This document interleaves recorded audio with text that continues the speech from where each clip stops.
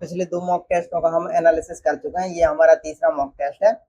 आज हम इसका क्या करेंगे कि पूरे पूरे इस डिटेल में इसका एनालिसिस करेंगे और इसके अंदर जितने भी ग्रामेटिकल कॉन्सेप्ट्स यूज हुए हैं उन ग्रामेटिकल कॉन्सेप्ट्स को भी समझेंगे। तो ठीक है, तो स्टार्ट करते हैं।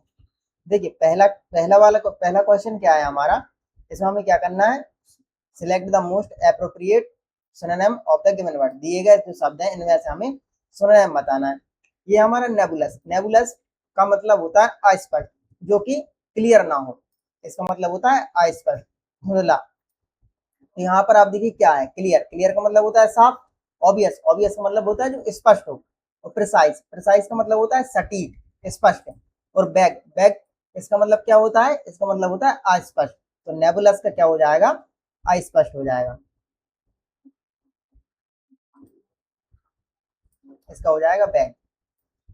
इसको मैं कर देता हूँ, ठीक है, ग्रीन ही ठीक है। अब इसमें देखिए जितने भी ये शब्द थे नेबुलस, इसका क्या है, धुंधला है, अस्पष्ट है। इसके सिनोनिम है बैग है, अनक्लियर है, एम्बिगस, एम्बिगुअस है। एम्बिगुअस का मतलब होता है जो अस्पष्ट हो। एम्बी का मतलब होता है दो, ठीक है, मतलब जो दो मुही बात करता हो। तो क्या होगा, अस्पष्ट होगा, स्पष्ट नहीं होगा, क्लियर नहीं होगा। क्लाउडी का मतलब क्या होता है, धुंधला होता है। और इनडिस्टिंक्ट, इनडिस्टिंक्ट का मतलब क्या होता है, डिस्टिंक्ट का मतलब होता है जो कि साफ हो, क्लियर हो, स्पष्ट हो। और इनडिस्टिंक्ट का मतलब क्या होता है, अस्पष्ट होता है। बैग, बैग का मतलब होता है अस्पष्ट, अनिश्चित। फिर प्रिसाइज, सटीक, एकदम सही। एग्जैक्ट है, एक्यूरेट है, स्पेसिफिक है, डेफिनेट है, क्लियर है।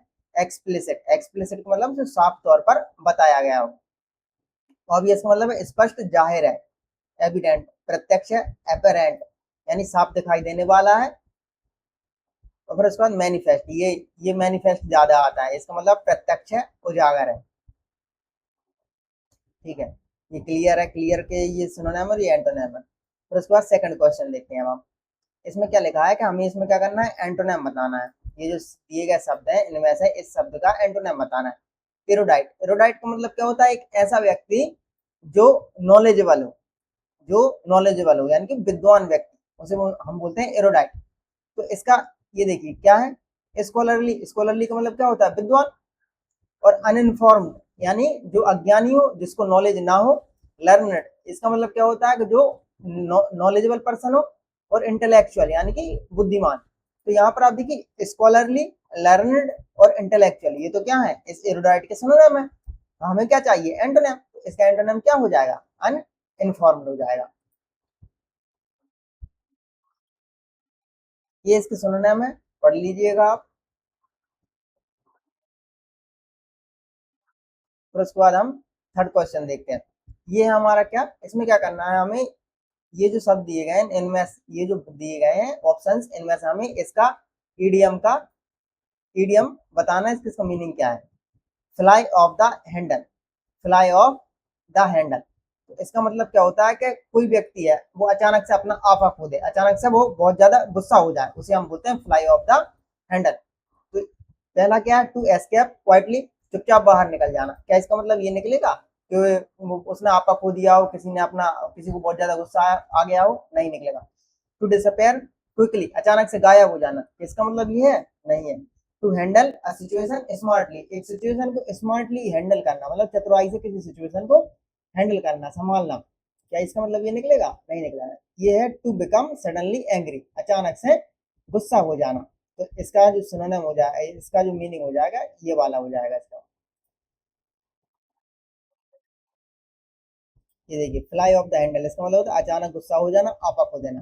To become suddenly, suddenly very angry, to become suddenly angry. इसके सिनोनिम होते हैं हमारा लूज वंस टेम्पर, गुस्सा खो देना। ब्लो अप यानी कि अचानक भड़क उठना। एक्सप्लोड हो जाना यानी कि फट फट जाना।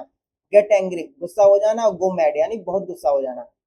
और एंटोनिम हो जाते हैं स्टे काम, शांत रहना। कीप कंपोजर, संयम बनाए रखना। रिलैक्स यानी कि शांत होना।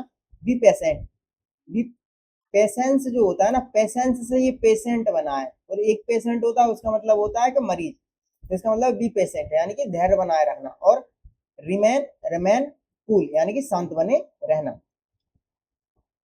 फिर उसके बाद इसमें हमें क्या करना है, इसमें भी वही है कि एंटोनिम बताना है किसका, एनकोमियम का। पहले आप ये बताइए कि एनकोमियम का मीनिंग क्या होता है। एनकोमियम का मीनिंग होता है प्रशंसा। किसी की हम जब प्रशंसा करते हैं तो उसे हम बोलते हैं एनकोमियम। एनकोमियम का मतलब क्या होता है, प्रशंसा होता है। पैनेगायरिक, पैनेगायरिक का मतलब होता है प्रशंसा। प्रेज, प्रेज का मतलब क्या होता है? प्रशंसा होता है। ट्रिब्यूट, ट्रिब्यूट का मतलब होता है श्रद्धांजलि, प्रशंसा। तो ये तीनों तो क्या हुए? इसके एनकॉमियम के सिनोनिम हुए। और ये कास्टिगेशन, कास्टिगेशन का मतलब क्या होता है? जब हम किसी को डांटते हैं, फटकारते हैं, तो उसे हम बोलते हैं कास्टिगेशन। तो इसका एंटोनिम क्या हो जाएगा? कास्टिगेशन हो जाएगा। ये सिनोनिम है।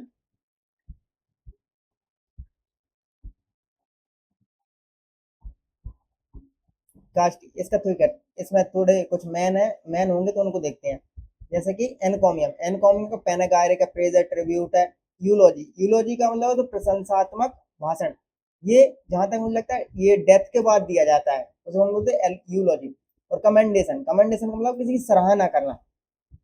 कास्टिगेशन, क्रिटिसिज्म, कंडेमनेशन, ब्लेम और सेंसर, सेंसर बहुत ज्यादा आता है, इसका मतलब होता है किसी का अपमान करना, सेंसर, भर्त्सना यानी कि किसी का अपमान करना। पैनागायरिक, पैनागायरिक का मतलब होता है एनकोमियम यानी कि प्रशंसा है, प्रेज मतलब प्रशंसा, ट्रिब्यूट सम्मान है, यूलॉजी यानी कि श्रद्धांजलि भाषण। ये देखिए मैंने कहा था यूलॉजी का मतलब श्रद्धांजलि भाषण, किसी के मरने के उपरांत दिया जाता है। और कमेंडेशन यानी कि सराहना।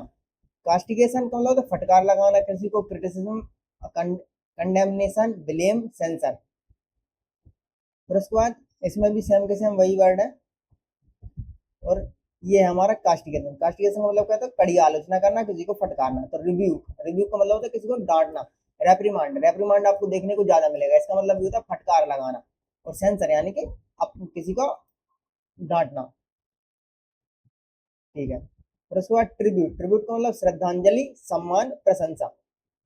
इसका मतलब एक होमेज है, श्रद्धांजलि होता है इसका। यूलॉजी प्रशंसात्मक भाषण श्रद्धांजलि के बाद। डिसरिस्पेक्ट, क्रिटिसिज्म, कास्टिगेशन और कंडेमनेशन, ये इसके एंटोनिम हो जाएंगे।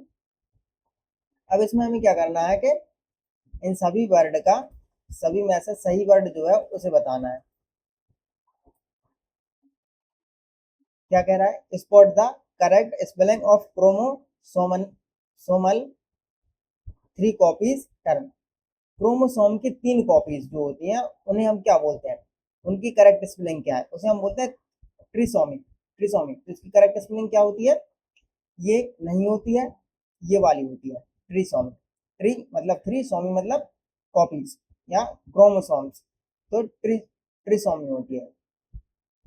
ट्रिसोमी का मतलब है किसी क्रोमोसोम की 3 कॉपीज होना। क्रोमोसोमनल, क्रोमोसोमनल, क्रोमोसोमल, क्रोमोसोमल ट्रिप्लिकेशन, गुणसूत्र की 3 प्रतियां। 3 कॉपी क्रोमोसोम कंडीशन यानी कि 3 प्रतियां गुणसूत्र स्थिति। जेनेटिक डुप्लीकेशन डिसऑर्डर, अनुवांशिक अतिरिक्त प्रतिलिपि विकार। एक्स्ट्रा क्रोमोसोम कंडीशन, अतिरिक्त गुणसूत्र की स्थिति। एनो एन्यूप्लोड कंडीशन, असामान्य गुणसूत्र संख्या की स्थिति। इसमें हमारे लिए क्या करना है कि इसमें हम बताना है वन वर्ड सब्स्टिट्यूशन। इसका वन वर्ड सब्स्टिट्यूशन क्या है? अ स्टेट ऑफ डिसयूज और इनएक्टिविटी, यानी कि डिसयूज की, इनएक्टिविटी की, निष्क्रियता की अवस्था। या इसका मतलब होता है कि प्रचलन से बाहर हो जाना। एक चीज है, कोई बुक क्या होगी? डिसयूज हो गई, उसकी अब जरूरत नहीं है यूज पे, इनएक्टिविटी में है यानी कि अब वो एक्टिव नहीं है, तो क्या हुई? एक प्रचलन से जो चलन था, जो करंट सिचुएशन थी, उससे वो बाहर हो गई। अब इसमें इसका सब वन वर्ड सब्स्टिट्यूशन क्या हो जाएगा? हाइटस। हाइटस का मतलब क्या होता है कि अंतराल, जो अंतराल, हाइटस का मतलब होता है अंतराल यानी कि बीच में जो गैप आ जाता है टाइम में। ऑब्लिवियन, ऑब्लिवियन का मतलब होता है, ऑब्लिवियन का मतलब होता है अस्पष्ट। आई थिंक ऑब्लिवियन का मतलब,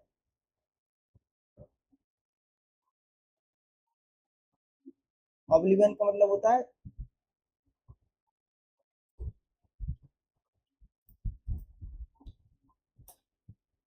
और फिर उसके बाद तीसरा हमारे पास क्या है? ऑब्लिवियन का मतलब होता है पूरी तरह भुला दिया गया, जिसे पूरी तरह से भुला दिया जाता है उसे हम बोलते हैं ऑब्लिवियन। और इंट्रैग्नम, इंट्रैग्नम का मतलब होता है 2 शासनों के बीच का जो अंतराल होता है उसे हम बोलते हैं इंट्रैग्नम। और फिर इसके बाद होता है डेसिट्यूड। डेसिट्यूड का मतलब होता है कि ये एक स्थिति, अवस्था जो कि इनएक्टिव हो, प्रचलन से बाहर हो जाना, तो इसका मतलब हो जाएगा डेसिट्यूड। हाइटस है, ऑब्लिवियन का मतलब होता है विस्मृति यानी कि भुला दिया जाना। फॉरगेटनेस है, ऑब्सक्यूरिटी है, गुमनामी है, अनअवेयरनेस है, नथिंगनेस है। इंटररेगनम, यानी इसका मतलब दो शासनों के बीच में जो अंतरिम अवधि होती है उसे हम बोलते हैं इंटररेगनम। इंटरवल है, गैप है, इंटरिम है, और ट्रांजिशन पीरियड है। डेसिट्यूड यानी कि अनुपयोग की अवस्था, प्रचलन से बाहर हो जाना। डिसयूज, इनएक्टिविटी, नेग्लेक्ट, डोरमेंसी, सुस्त हो जाना। ऑब्सोलेट, ऑब्सोलेंस जो है ऑब्सोलेट होता है, जिसका मतलब होता है प्राचीन। तो ऑब्सोलेंस का मतलब होता है अप्रचलन, जो कि चलन में नहीं है, जो कि करंट में यूजफुल नहीं है। अब यहाँ पे देखते हैं 7, इसमें क्या करना है हमारे लिए, ये जो फिल है ब्लैंक है इसको फिल करना है। सो delicate dash the negotiation, negotiation इतनी ज्यादा डेलिकेट थी कि a single leak could rail them, एक सिंगल लीक भी उन्हें पटरी से उतार सकता था। तो यहाँ पर आप देखिए हमारे पास आर है, वर है, इज है, वाज है। पहली चीज ये समझने वाली है कि इसमें आप देखिए कि ये सो दैट जो है ये क्या है, हमारा कोरिलेटिव कंजंक्शन है। डेलिकेट क्या है, डेलिकेट एक हमारा एडजेक्टिव है, और द नेगोशिएशंस क्या है, ये हमारा यहाँ पर सब्जेक्ट है। यहाँ पर आप देखिए कि सब्जेक्ट आया, ये हमारा क्या आया, एडजेक्टिव आया, मतलब ये कॉम्प्लीमेंट की तरह काम कर रहा है। तो यहाँ पर क्या होगी, मेन वर्ब होगी, जो कि ये लिंकिंग वर्ब है, इनमें से कोई एक जो है मेन वर्ब का काम कर रही है। अब आगे देखते हैं, अ सिंगल लीक ये क्या है, सब्जेक्ट है। कुड यहाँ पर क्या है, मॉडल वर्ब है। ड्रेल क्या है, यहाँ पर वर्ब की फर्स्ट फॉर्म है, और देम क्या है, इसका ऑब्जेक्ट है। तो यहाँ पर आप देखिए कुड है मतलब कैन होता, मतलब प्रेजेंट, कुड है मतलब पास्ट, यानी कि यहाँ पर जो आएगा वो पास्ट का होगा। तो आर और इज तो हो नहीं सकते, या तो वॉज होगा या वर होगा। अब बात यह आ जाती है कि यहाँ पर हमने क्या किया कि मेन वर्ब को हम पहले लिख रहे हैं सब्जेक्ट, ये हमारा क्या है, सब्जेक्ट है। ये डेलिकेट सब्जेक्ट नहीं है, ये वाला हमारा सब्जेक्ट है। क्यों लिख रहे हैं, ये होता है इन्वर्जन। इन्वर्जन का यूज हम क्यों करते हैं, जब हमें जोर देना होता है, एम्फेसिस देना होता है, तब हम इन्वर्जन का यूज करते हैं। तो नेगोशिएशंस क्या है, प्लूरल है, तो हमारा आंसर क्या होगा, प्लूरल होगा, वाज नहीं होगा, वर होगा। एट्थ में क्या करना है, ये फिल इन द ब्लैंक है। Her interactions was dash than insightful, then है मतलब कॉम्परेटिव डिग्री आएगी, लेस भी कॉम्परेटिव होता है, मोर भी कॉम्परेटिव होता है, रेदर देन होता है, अदर देन भी होता है। तो इन चारों में से कोई भी आ सकता है। उसकी जो इंटरप्रिटेशन थी वो इंसाइटफुल यानी सूझबूझ के, न केवल सूझबूझ पूर्ण थी, बल्कि it bordered on the revelatory, वो लगभग जो रहस्य था उसे खोल, उस भेद को खोलने ही वाली थी। तो बॉर्डर्ड ऑन जो होता है इसका मतलब होता है लगभग होने वाला हो, बिकमिंग समथिंग, इसका मतलब होता है बिकमिंग समथिंग। ठीक है, तो यहाँ पर आप देखिए कि यहाँ पर क्या है, देन है, यहाँ पर देन है। उसकी जो इंटरप्रिटेशन थी क्या थी, इंसाइटफुल से ज्यादा थी, न केवल इंसाइटफुल थी। तो यहाँ पर होगा हमारा more, more than insightful. Her interpretation was more than insightful, उसकी जो इंटरप्रिटेशन थी वो इंसाइटफुल, सूझबूझ पूर्ण से, न केवल सूझबूझ पूर्ण थी, बल्कि वो रेवलेटरी होने ही वाली थी, यानी कि भेद खोलने ही वाली थी।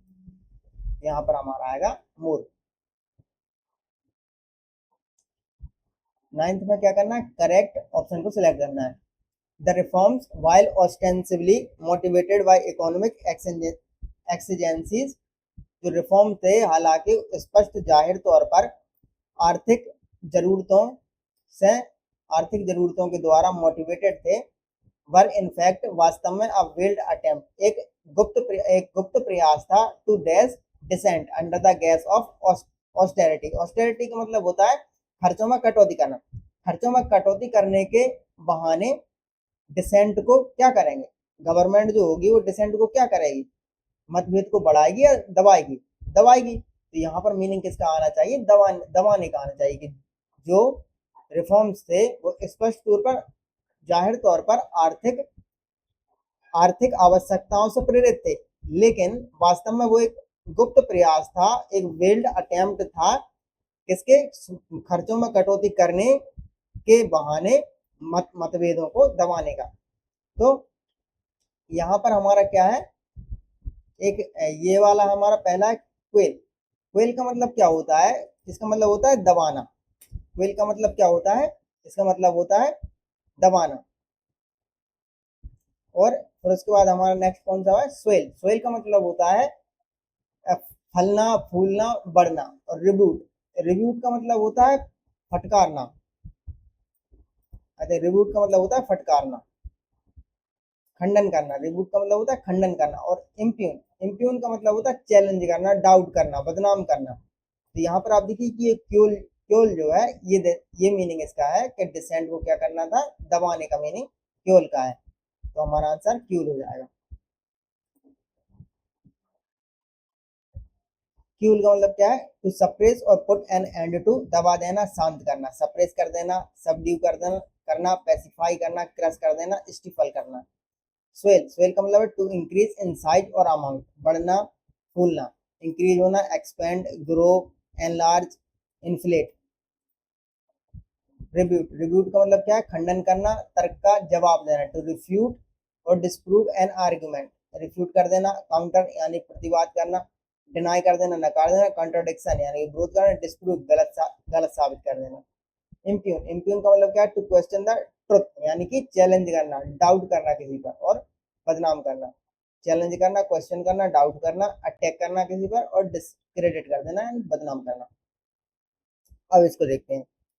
The more senior the position was, the more urgent became the need for discretion, decorum, and refraining from premature disclosure. जितनी ज़्यादा सीनियर पोजीशन होती है उतनी ही ज़्यादा ज़रूरत होती है कि डिस्क्रेशन को, या डिस्क्रेशन यानी कि विवेक को, शिष्टाचार को और गोपनीयता को बनाए रखा जा सके, यानी कि प्रीमेच्योर डिस्क्लोजर, आसानी से भेद को ना खोला जाए। तो यहाँ पर आप देखिएगा ये क्या है हमारा, इसका ग्रामेटिकल स्ट्रक्चर देखते हैं। ये पूरा ये क्या है हमारा, यहाँ पर द मोर, यहाँ पर द मोर का एक स्ट्रक्चर है, द मोर ये है, और ये वाला एक दामोर है। तो ये जो दामोर है इसका मतलब क्या है हमारा, एडजेक्टिवल फ्रेज है।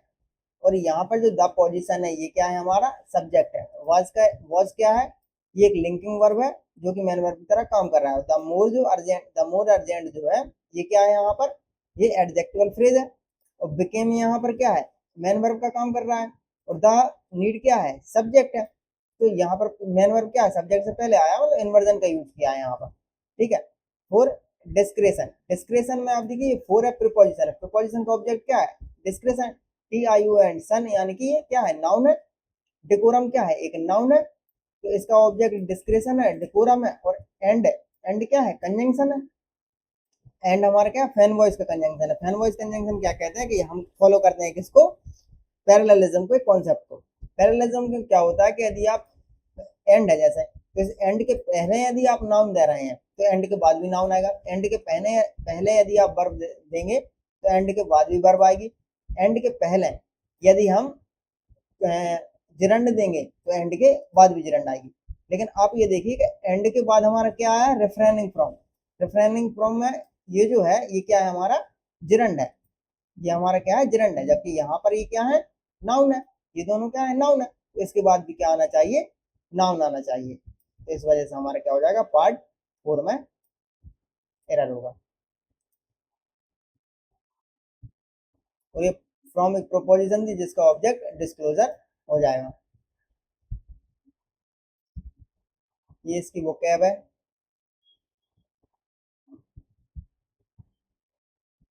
ये पैरेललिज्म का कॉन्सेप्ट है। फैन वॉइस है और कोरिलेटिव जो कंजंक्शंस होते हैं ये क्या करते हैं, पैरेललिज्म को फॉलो करते हैं। वर्ब के साथ वर्ब आता है, नाउन के साथ नाउन आता है, एडजेक्टिव के साथ एडजेक्टिव आता है, एडवर्ब के साथ एडवर्ब आता है, प्रीपोजिशन फ्रेज के साथ प्रीपोजिशनल फ्रेज आती है, जिरंड के साथ जिरंड आता है, इन्फिनेटिव के साथ इन्फिनेटिव आता है, क्लोज के साथ क्लॉज आता है। फिर उसके बाद नेक्स्ट क्या है हमारा question, the report's emphasis on techno optimism, तकनीकी आशावाद पर रिपोर्ट का जोर, वाइल कमेंडेबल हालांकि प्रशंसनीय था, ओवरलुक द स्ट्रक्चरल इनइक्विटीज जो संस्थागत असमानताएं हैं उनको नजरअंदाज करता है।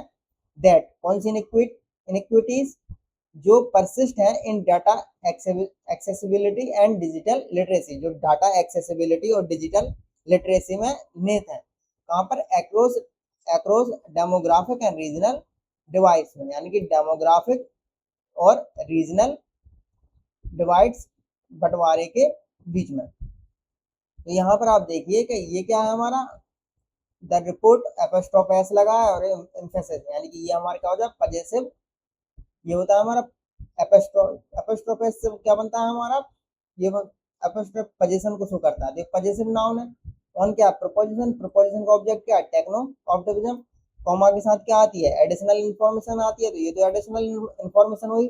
ओवरलुक क्या है हमारी मेन वर्ब है। इस ओवरलुक का एग्जैक्ट ऑब्जेक्ट क्या है, ये हमारा ऑब्जेक्ट है ओवरलुक का। और दैट क्या है रिलेटिव प्रोनाउन है, दैट दैट रिलेटिव प्रोनाउन है जो इनइक्विटीज के बारे में एडिशनल इंफॉर्मेशन दे रहा है। ये इसका सब्जेक्ट है, ये इसकी मेन वर्ब है, और इसका ऑब्जेक्ट क्या है ये डिजिटल एक्सेसिबिलिटी, यहाँ से लेकर ये इसका ऑब्जेक्ट है।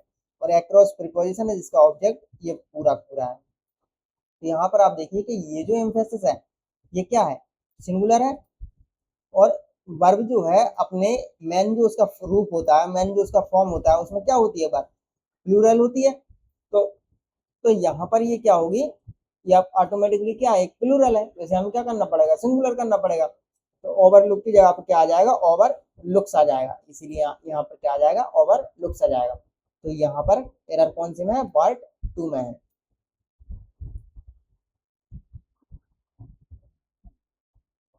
इसमें हमें क्या करना है choose the following from active से पैसिव में कन्वर्ट करना है।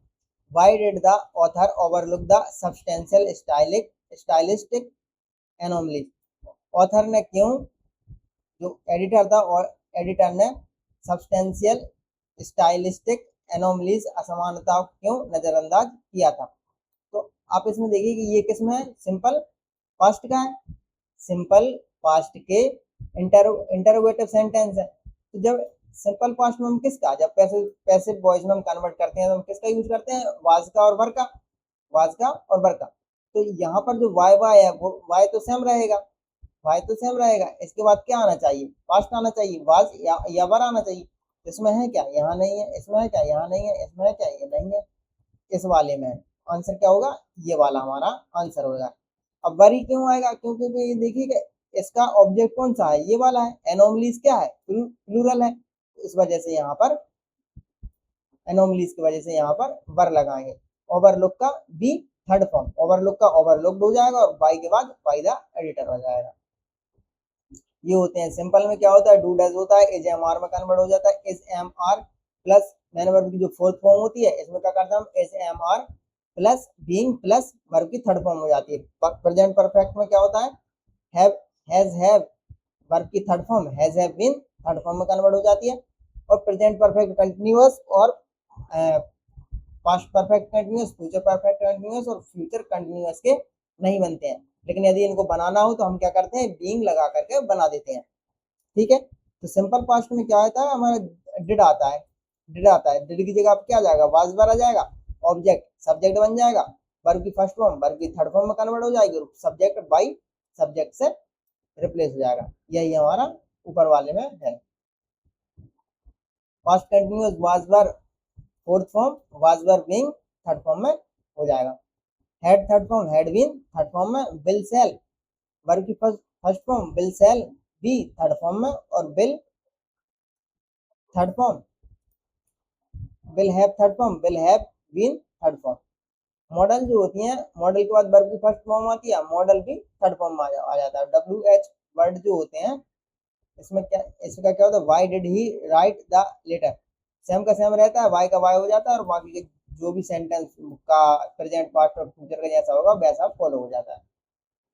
हु वाले में बाई हुम से बनता है और हुम का जो होता है वो हु में कन्वर्ट हो जाता है, ये होता है। फिर उसके बाद नेगेटिव नेगेटिव इंटरोगेटिव में क्या होता है हेल्पिंग वर्ब, फिर उसके बाद सब्जेक्ट, फिर उसके बाद नोट, फिर वर्ब और फिर ऑब्जेक्ट, जैसे इसका दिखते हैं। Did he not write the letter, क्या उसने लेटर नहीं लिखा था, तो यहाँ पर आप देखिए डिड है, डिड है तो क्या आएगा वाज और वर आएगा, तो यहाँ पर वाज लगाया क्यों, क्योंकि द लेटर है यहाँ पर ऑब्जेक्ट सिंगुलर है तो सिंगुलर आएगा, नॉट का नॉट रहेगा, रिटन बाय हिम हो जाएगा। इम्पेरेटिव में क्या करते हैं हम, इम्पेरेटिव का मतलब क्या होता है कि हम ऑर्डर देते हैं, वर्ब की फर्स्ट फॉर्म प्लस ऑब्जेक्ट होता है तो इसका हम बनाते हैं लेट से, let plus let plus object plus be third form, open the door. यहाँ पर क्या रहता है, यू छुपा रहता है। एक्चुअल में क्या, मान लीजिए एक रूम है, उसमें दो लोग बैठे हैं, तो मैं मेरे दोस्त से क्या कहूंगा, मैं कहूंगा यू ओपन द डोर। तो यू जो है छुपा रहता है, क्यों, क्योंकि हमें पता है हम किसको बोल रहे हैं। तो ओपन द डोर, इसका हो जाएगा let the door be open. ये पूरे स्ट्रक्चर्स हैं। ठीक है, नेक्स्ट क्वेश्चन देखते हैं। Select the sentence containing the homonym of the highlighted word. जो हाइलाइटेड वर्ड है उसका हमें होमोनेम बताना है।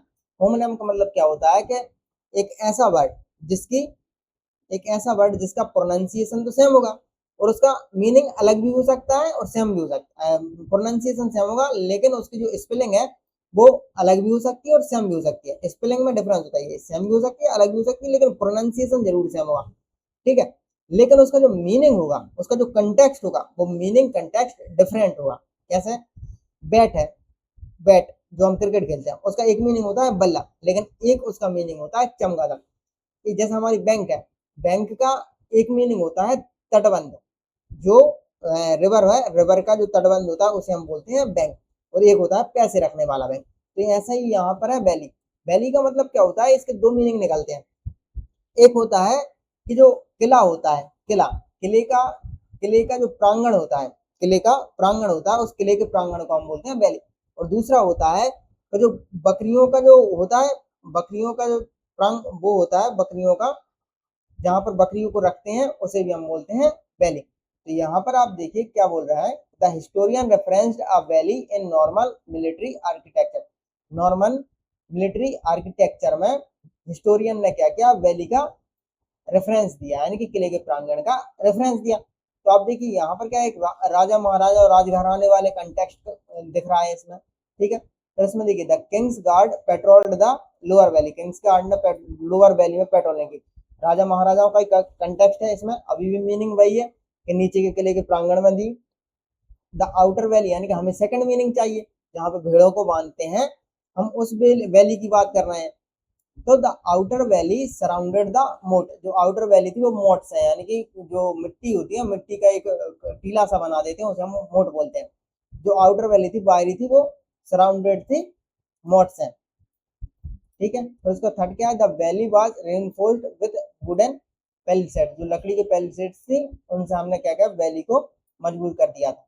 यहाँ पर आप देखिए चरवाहा वाला, the shepherd gathered his sheep in the valley. Shepherd ने क्या किया, अपनी सीपों को वैली में इकट्ठा किया, यानी कि जहां पर उन्हें रखते हैं उसमें के अंदर लाया। तो यहाँ पर मीनिंग किसका, भेड़ों का ही है। भेड़ों को का जो होता है,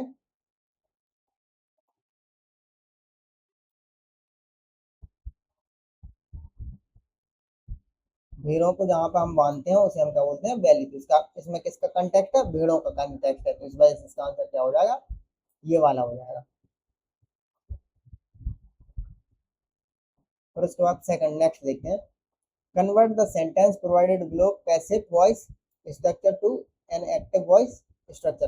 पैसिव से एक्टिव में कन्वर्ट करना है। It has been alleged that, ऐसा आरोप लगाया गया कि confidential data was being leaked by insider within the firm. Firm के अंदर जो कॉन्फिडेंशियल डेटा है, जो कॉन्फिडेंशियल डेटा है, यानी कि जो गोपनीय डाटा है, उसे इनसाइडर्स के द्वारा, अंदर के ही लोगों के द्वारा, कंपनी के अंदर के लोगों के ही द्वारा लीक किया जा रहा था।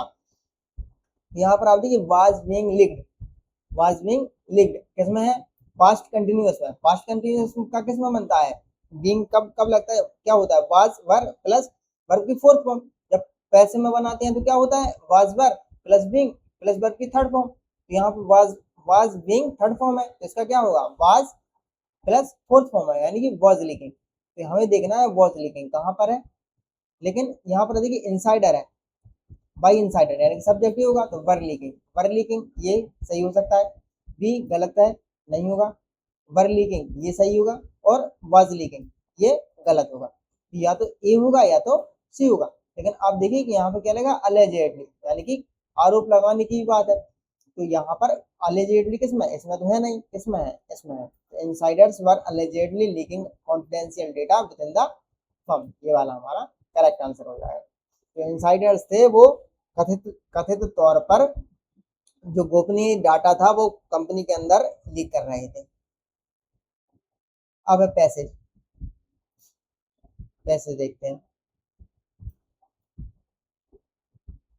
ग्रुप थिंकिंग, ग्रुप थिंकिंग जैसे अक्सर ग्रुप थिंक के रूप में रेफर किया जाता है, इज ए साइकोलॉजिकल फेनोमेनन, एक मानसिक परिघटना है, वेयर इन जिसमें the desire for unanimity with unanimity with in a group, group के अंदर यूनानिमिटी का मतलब होता है कंसेंसस, आम सहमति की इच्छा, overrides the motivation to praise alternative viewpoint critically, आलोचनात्मक रूप से आलोच आलोचनात्मक रूप से क्या करता है कि जो अल्टरनेटिव व्यू पॉइंट्स हैं यानी कि जो विरोधी विचार हैं उनको प्रेज करने के, प्रशंसा करने के करने का जो मोटिवेशन है, जो प्रेरणा है, उसको उस पर हावी हो जाता है। ओवरराइड का मतलब होता है हावी हो जाना या फिर उसे खारिज कर देता है।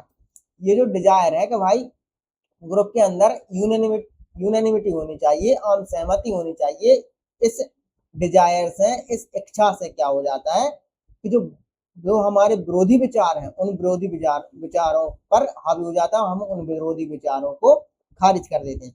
इट फ्रीक्वेंटली ये लगातार अक्सर leads to flawed decision making, ये अक्सर गलत डिसीजन मेकिंग का नतीजा बनते हैं। बिकॉज क्योंकि डिसेंट इज इधर इंटरनली सप्रेस, या तो हम डिसेंट को आंतरिक रूप से दबा देते हैं या फिर सोशली पेनलाइज, या फिर हम सामाजिक रूप से उसे दंडित कर देते हैं। सोशल कंफर्मिटी यानी कि समाज के अनुसार चलना, कंफर्मिटी का मतलब होता है अनुरूपता, ग्रुप के अकॉर्डिंग चलना, तो समाज के अकॉर्डिंग चलना social conformity. Its close ally, इसका नजदीकी साथी है। इट्स मतलब किसका? ग्रुप थिंक का, ग्रुप थिंक का नजदीकी साथी है।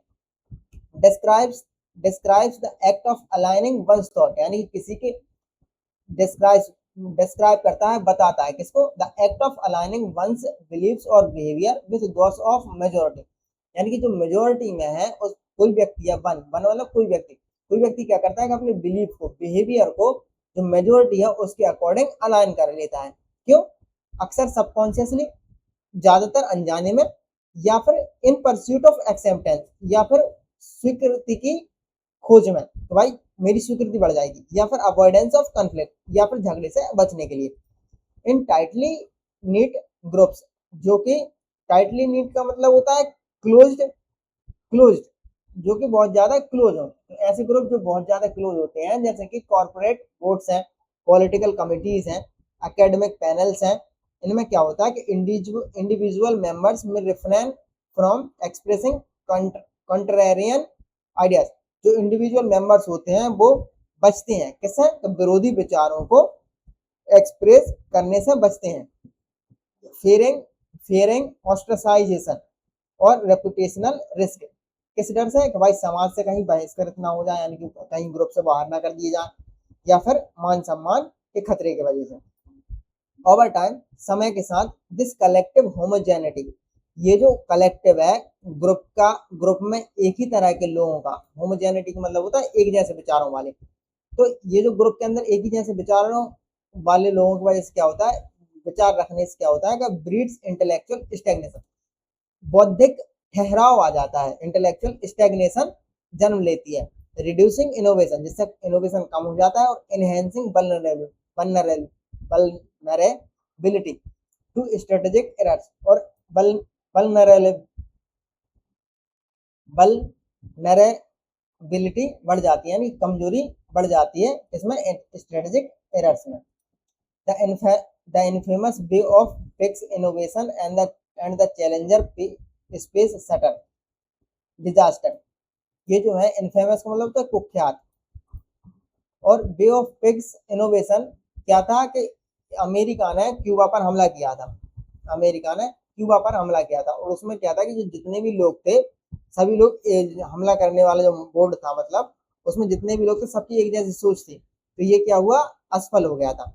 सेम ये है the Challenger space shuttle disaster, इसमें भी क्या होता है कि अमेरिका का जो नासा ने इसको लॉन्च किया था, और सभी ने एक ही बात बोली, तो ये भी क्या हुआ? फेल हुआ। तो ये दो एग्जांपल दिए जाते हैं फेलुअर के, the infamous Bay of Pigs invasion और the the Challenger space shuttle disaster are frequently अक्सर cited as textbook examples of decisions marred by group thinking mar का मतलब है खराब कर देना, बाधित कर देना।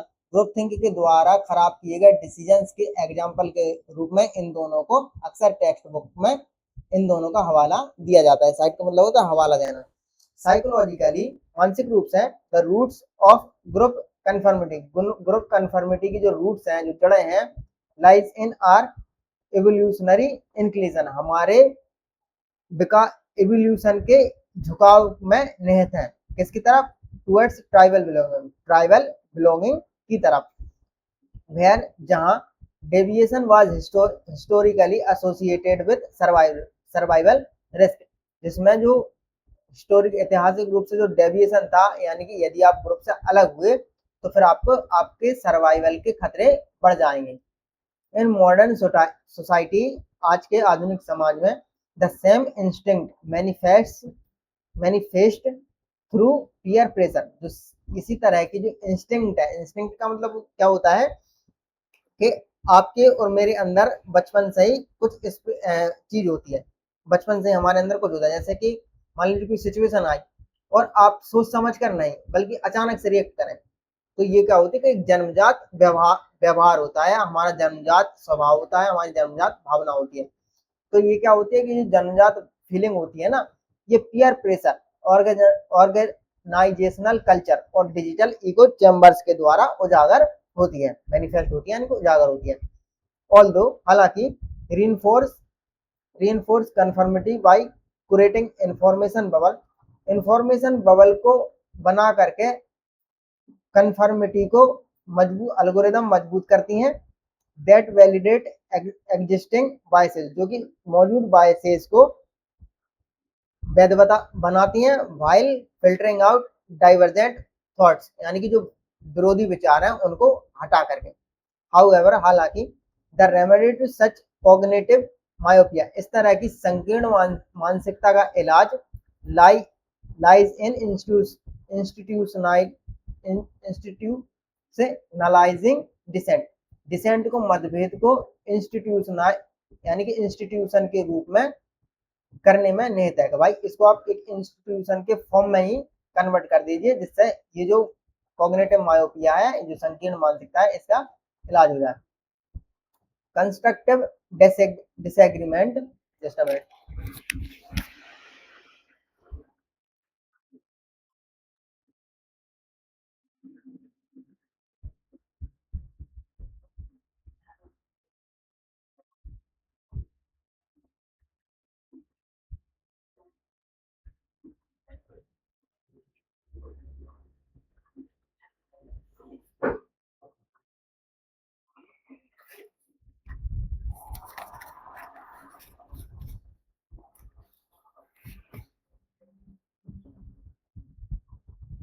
कंस्ट्रक्टिव डिसएग्रीमेंट यानी कि रचनात्मक मतभेद, व्हेन एनकरेज्ड विदिन टीम्स और कम्युनिटीज, जब टीम्स और कम्युनिटीज के अंदर बढ़ावा दिया जाता है। X S an intellectual safeguard against tunnel vision, यानी जो सीमित सोच है उसके खिलाफ एक बौद्धिक सुरक्षा कवच के रूप में काम करता है। प्रोमोटिंग अ कल्चर, एक ऐसे कल्चर को प्रमोट करता है वेयर, जहां पर काउंटर आर्गुमेंट्स आर रिस्पेक्टेड, जहां पर काउंटर आर्गुमेंट्स को रिस्पेक्ट किया जाता है। Rather than reprimanded can lead to more robust, balanced and resilient decision making, जहां पर हम क्या करते हैं, काउंटर आर्गुमेंट्स को रिस्पेक्ट करते हैं, ना कि उन्हें फटकारते हैं, उनकी आलोचना करते हैं, जिससे क्या होता है कि और भी ज्यादा रोबस्ट, बैलेंस्ड और रेजिलियंट डिसीजन मेकिंग का निर्माण होता है। In a age dominated by viral trends, एक ऐसी युग में जो वायरल ट्रेंड्स से, जिसमें वायरल ट्रेंड्स हावी हैं, polarised discourse and performative alignment, ये सब हावी हैं। The courage to question consensus, जो बहुसंख्यक है, कंसेंसस का मतलब क्या हो जाएगा, आम सहमति, जब सबकी सहमति एक जैसी है तो मतलब क्या है, वो मेजोरिटी में है, तो मेजोरिटी को क्वेश्चन करने का साहस इस बहुत रेयर भी है और एजेंशियल भी है। The true progress emerges not from blind allegiance जो ट्रू प्रोग्रेस है वो आंखें बंद करके फॉलो करने में नहीं है, किसको, मेजोरिटी नर्म्स को, बट लेकिन फ्रॉम क्रिटिकल इंक्वायरी, आलोचनात्मक रूप से इंक्वायरी करने में है, and the audacity to challenge the comfortable, और जो कंफर्टेबल है उसे चुनौती देने के साहस में है। इसमें क्या करना है, what is the central idea of group think as described in the passage, किसी भी पैसेज में हमें यदि उसका सेंट्रल आइडिया पता करना हो तो क्या करते हैं, सबसे पहले हम ये देखते हैं कौन सा वर्ड एक ऐसा है जिसके बारे में सबसे ज्यादा बात की गई। यहाँ पर आप देखिए कि एक ही शब्द बार बार आया है, ग्रुप थिंक, इसी के बारे में पूरी चर्चा की गई है। अब ग्रुप थिंक के बारे में फिर हम ये देखते हैं कि ऑथर जो है वो ऑथर ग्रुप जो मेन वर्ड है, कीवर्ड है, उसके बारे में ऑथर क्या कहना चाहता है, क्या बताना चाहता है। यहाँ पर आप देखिए क्या बताना चाहता है, कोलैबोरेटिव ब्रेनस्टॉर्मिंग की बात की है, वैल्यूइंग कंसेंसस ओवर क्रिटिक की बात की है, ट्रस्टिंग ओनली एक्सपर्ट को ट्रस्ट करने की बात की है, या फिर प्रोमोटिंग डिसेंट्रलाइजेशन को प्रमोट करने की बात की है। तो यहाँ पर आप देखिए क्या बोल रहा है, सेंट्रल आइडिया ग्रुप थिंकिंग। सबसे पहले हम देखते हैं ग्रुप थिंकिंग क्या है, इसमें वो दी है परिभाषा। यहाँ पर आप देखिए पहले में ही क्या लिखा है कि ग्रुप थिंकिंग, जिसे अक्सर ग्रुप थिंक बताया जाता है, रेफर किया जाता है, क्या एक साइकोलॉजिकल फेनोमेना है।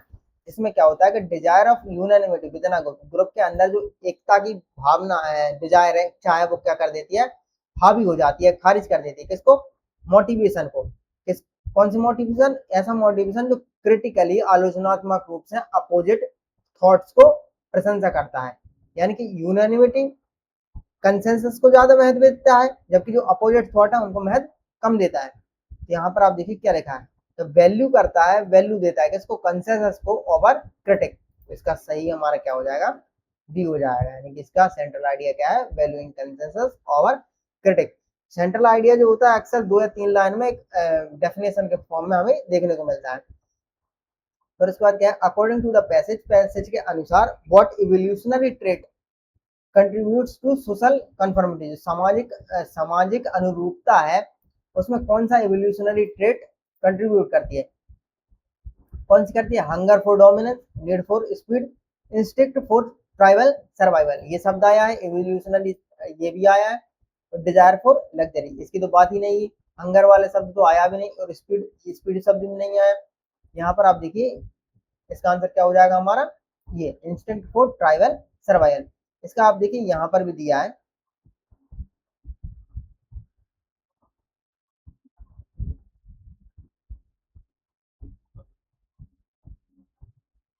ये है साइकोलॉजिकली, मानसिक रूप से the roots of group conformity की जो जड़ें हैं वो क्या है, हमारे इवोल्यूशनरी इंक्लिनेशन में निहित है, किसके, ट्राइबल बिलोंगिंग की तरफ। इसका आंसर हमारा क्या हो जाएगा, instinct for tribal survival. Which event is cited as a real world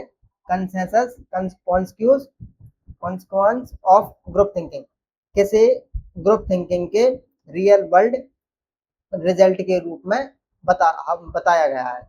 किसकी बात की गई है, कोल्ड वॉर ट्रीटी की बात की गई है, नहीं, .com क्रैश की बात की गई, नहीं, ब्रेक्जिट बोर्ड की बात की गई, नहीं, चैलेंजर डिजास्टर, और बे ऑफ इन्वेजन दो की बात की गई, challenger disaster. How does digital media enforce conformity, जो डिजिटल मीडिया है वो कन्फर्मिटी को, यानी कि ग्रुप को एक जैसा बनाने को कैसे मजबूत करती है, बाय रिमूविंग कंट्रोवर्शियल कंटेंट को हटा देती है और ग्रुप कन्फर्मिटी आ जाती है क्या, नहीं, by praising data in charts में डाटा देकर, by enhancing anonymous post, anonymous जो पोस्ट होती है, जो गुमनाम पोस्ट होती है उनको बढ़ाकर, या थ्रू क्यूरेटेड इको चैम्बर्स यानी कि जो इको चैम्बर्स को का निर्माण करके। What is suggested as a solution to group think and conformity और ग्रुप थिंक का सॉल्यूशन क्या है, क्या करो, हमने क्या कहा था, ग्रुप थिंकिंग कैसे बढ़ती है, आप यूनानिमिटी ले आओ, और उसी यदि इसका ग्रुप थिंकिंग कंफर्मिटी कैसे बढ़ती है कि सभी की सोच एक जैसी कर दो, और इसका अपोजिट क्या होगा सॉल्यूशन, इसका अपोजिट सॉल्यूशन क्या होगा, तो सभी की सोच डाइवर्स होनी चाहिए। तो यहाँ पर आप देखिए क्या, मोर सीनियर लीडर्स को हायर कर लो, इसकी बात ही नहीं की। मैंडेटिंग कंप्लायंस का मतलब होता है ऑर्डर है, ऑर्डर का पालन किया जाए, इससे तो और ग्रुप थिंकिंग कन्फर्मिटी बढ़ जाएगी, तो ये तो हो ही नहीं सकता। Expanding digital network, digital network को बढ़ना फैलाने से इस पर असर पड़ेगा क्या? नहीं पड़ेगा। इसमें क्या क्या है, इंकरेज करेंगे कंस्ट्रक्टिव डिसेंट को, रचनात्मक मतभेदों को इंकरेज करेंगे, बढ़ावा देंगे, तो इससे क्या होगा, ग्रुप थिंकिंग का सॉल्यूशन हो जाएगा। यहाँ पर इसका आंसर सी हो जाएगा। Choose the most suitable option to replace the highlighted part of the sentence, sentence के हाईलाइटेड पार्ट को रिप्लेस करने के लिए ऑप्शन सिलेक्ट करना है। C insisted me to take the medicine, कौन सा आएगा? यहाँ पर आप देखिए जो इंसिस्ट है, इंसिस्ट के दो बनते हैं, एक होता है इंसिस्ट ऑन, एक होता है इंसिस्ट दैट। जब इंसिस्ट ऑन आता है ये फिक्स होते हैं, इंसिस्ट के बाद ऑन और इंसिस्ट के बाद दैट आता है। तो जब फिक्स आता है, इंसिस्ट के बाद ऑन आता है, उसके बाद नाउन या जिरंड आएगा। इंसिस्ट के बाद जब दैट आता है तो इसके बाद पूरा पूरा क्लॉज आएगा। तो आप देखिए ना तो दैट इसमें है, ना तो दैट इसमें है, ना तो दैट इसमें है, केवल किसमें, इसमें दैट है, तो ये आ जाएगा। दूसरा एक ये भी है कि इंसिस्ट का मतलब है उसने जोर दिया, कहा कि भाई आप मेडिसिन लें, मतलब फ्यूचर में लें। तो ये क्या होता है हमारा, एक वो कॉन्सेप्ट होता है,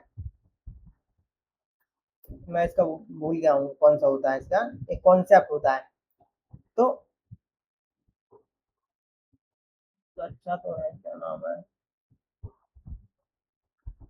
सबजंक्टिव मूड, सबजंक्टिव मूड। सबजंक्टिव मूड में हम क्या करते हैं, किसी को सजेशन देते हैं, सलाह देते हैं कि ये काम किया जाए। तो उसने क्या कहा, सजेशन दिया, सलाह दी कि भाई आप मेडिसिन लें। तो ये भी कॉन्सेप्ट है, इसमें हमने किसका, सबजंक्टिव मूड के हिसाब से ये सही होगा।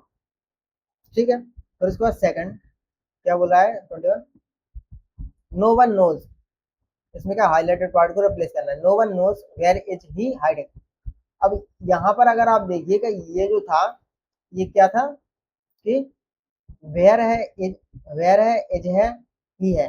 हेल्पिंग वर्ब क्या है, सब्जेक्ट से पहले है, तो यहाँ पर हमारे लिए क्या होना चाहिए था, क्वेश्चन मार्क होना चाहिए था। सब हेल्पिंग वर्ब जब क्वेश्चन से पहले आ जाती है तो क्वेश्चन मार्क होना चाहिए था, लेकिन यहाँ पर नहीं है। मतलब ये जो ऑथर है, ये क्या राइटर है, ये क्या नॉर्मल बोल रहा है इस सेंटेंस को, तो नॉर्मली क्या होगा, ही पहले और इज बाद में होगा। देखते हैं कहाँ पर है, वेयर ही इज हाइडिंग, ये वाला यहाँ पर है, जबकि बाकी में यहाँ पर तो हाइड कर दिया तो इस वजह से गलत है, इसमें हाइडिंग ऐड कर दिया इस वजह से गलत है, ये हिडन कर दिया इस वजह से ये गलत है।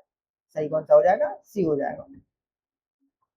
22, जिसमें हमें क्या करना है, डायरेक्ट स्पीच से इनडायरेक्ट स्पीच में चेंज करना है। ही सेड दैट, उसने कहा, I am not feeling well, मैं अच्छा महसूस नहीं कर रहा हूँ। तो यहाँ पर आप देखिए सेड है, किसमें है, पास्ट में। पास्ट में क्या होता है, प्रेजेंट और फ्यूचर में होता है। तो जो रिपोर्टिंग स्पीच होती है, जब रिपोर्टिंग वर्ब यानी कि ये वाली पास्ट में, प्रेजेंट में, फ्यूचर में होती है, तो नेक्स्ट जो रिपोर्टिंग स्पीच है इसमें कोई चेंज नहीं होता, लेकिन ये पास्ट में मतलब चेंज होगा। तो he said that, he said that, he said that, तो यहाँ पर ये सही है, तीन इनमें से कोई होगा, तो डी तो हो नहीं सकता। अब आई जो है, आई किसके, आई और बी किसके, सब्जेक्ट के अकॉर्डिंग चेंज होते हैं। तो यहाँ पर क्या है, ही है, जब यहाँ पर ही है तो ये क्या होगा, ही होगा। तो यहाँ पर भी ही, यहाँ पर भी, यहाँ पर भी। एम क्या है, एम, एम किस में चेंज हुआ, पास्ट में चला जाएगा ये।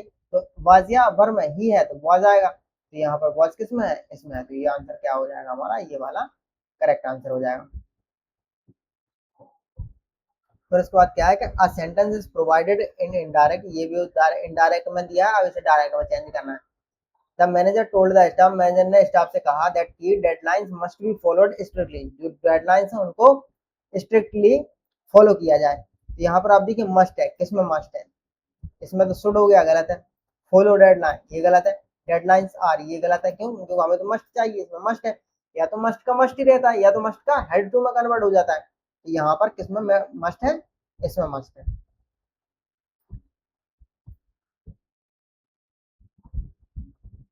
Rearrange the following sentences in correct order, इसमें क्या करना है, करेक्ट ऑर्डर में रीअरेंज करना है।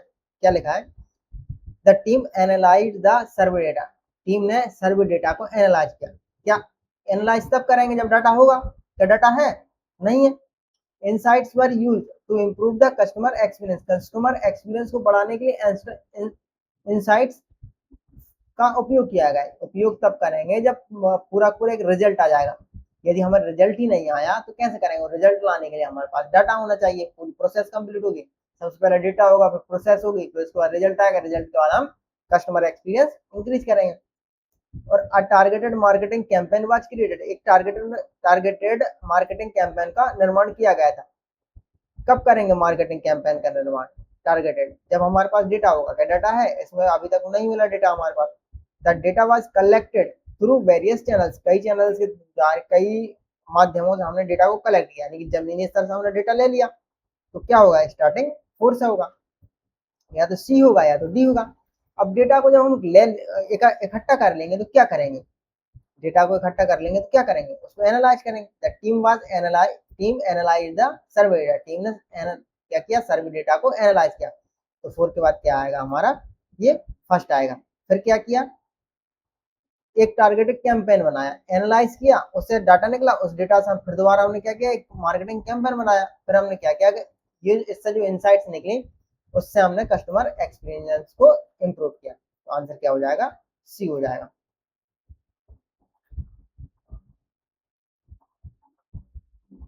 These factors include the amount of sunlight received, जो रिसीव की गई सनलाइट है उसे शामिल करते हैं। ये फैक्टर कौन से फैक्टर है नहीं पता, मतलब इससे तो स्टार्ट हो नहीं सकता।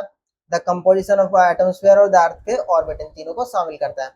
The long term variation in earth climate, earth के क्लाइमेट में जो लॉन्ग टर्म में वेरिएशन है, जो बदलाव है, are influenced by a complex interplay of natural and anthropologic factor. वो नेचुरल यानी प्राकृतिक और एंथ्रोपोजेनिक, इसका मतलब होता है मानव जनित फैक्टर्स के जटिल इंटरप्ले के से प्रभावित है। तो फैक्टर मिले, यहाँ पर हमें दो फैक्टर मिले, एक नेचुरल और एक anthropogenic. The most significant anthropogenic factor is the emission of green house gases from industrial activities. ये तो क्या लगा, एक एग्जाम्पल की जैसे साउंड कर रहा है। टुगेदर, साथ में, दिस एलिमेंट्स, कौन से एलिमेंट्स नहीं पता। ठीक है, तो हमारा आंसर किसमें होगा? जब हमें फैक्टर मिलेंगे। स्टार्टिंग कहाँ से होगी? सेकंड से होगी। तो इसमें हमें क्या मिला? दो फैक्टर मिले। अब इनका क्या किया हमने? इन फैक्टर में क्या है? यहाँ पर आप देखिए सेकंड, सेकंड से कौन सा? इसमें ये नहीं हो सकता, ये भी नहीं हो सकता। यहाँ पर सेकंड से स्टार्ट कौन सा? पहले वाला है। तो आंसर हमारा क्या हो जाएगा? ये वाला हो जाएगा। इसमें दो फैक्टर्स शामिल हैं। इन फैक्टर्स में क्या है? सनलाइट और कंपोजिशन ऑफ एटमॉस्फेयर, अर्थ का ऑर्बिट इंक्लूड है, शामिल है। फिर ये क्या कर रहे हैं कि साथ में ये एलिमेंट डिटरमाइन करते हैं, निर्धारित करते हैं प्लानेट की ओवरऑल एनर्जी बैलेंस को, और परिणाम स्वरूप इसके एवरेज टेम्परेचर को, ये सब मिलकर निर्धारित करते हैं। फिर उसके बाद the most significant anthropogenic factor क्या है? सबसे ज्यादा मानव जनित, महत्वपूर्ण मानव जनित फैक्टर है ग्रीन हाउस गैस का उत्सर्जन होना। किससे? इंडस्ट्रियल एक्टिविटी से। तो ये हमारा मॉक टेस्ट खत्म हुआ। ठीक है, मिलते हैं नेक्स्ट सेशन में फिर। तब तक के लिए पढ़ते रहिए।